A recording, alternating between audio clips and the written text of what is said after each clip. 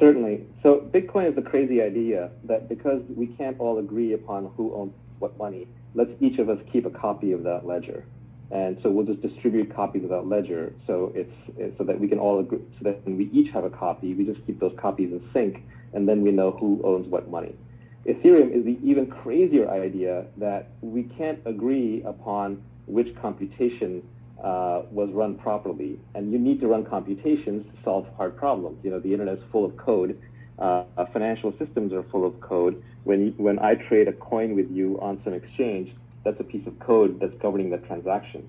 So contracts, what is a contract? A contract is an agreement between two parties to constrain their future behavior. In exchange for getting something now, we enter into a mutual agreement to restrict our future behavior to a smaller set of options as specified in the contract. That's what a contract is.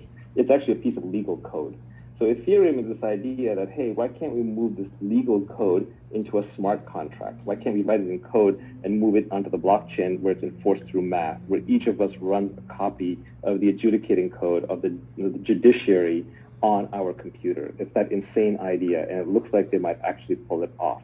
So what Ethereum really enables, at the end of the day, that Bitcoin does not, is permissionless programmability.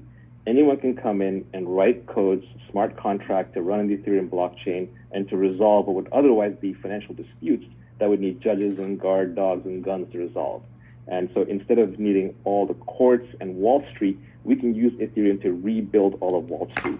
Except this Wall Street that's built on Ethereum called DeFi, it's open 24/7, 365. It's accessible around the globe to anybody. You can put a penny into the system for a tiny smart contract where I get paid for a cool tweet, all the way to I can move $1 billion like a Spanish galleon across the seas without permission to like trade pork futures or what have you.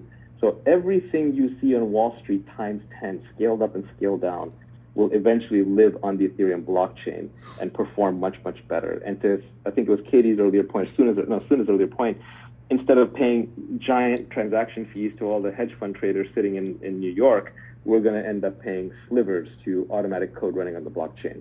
The promise of Bitcoin is digital gold and then eventually becoming the reserve currency of the world.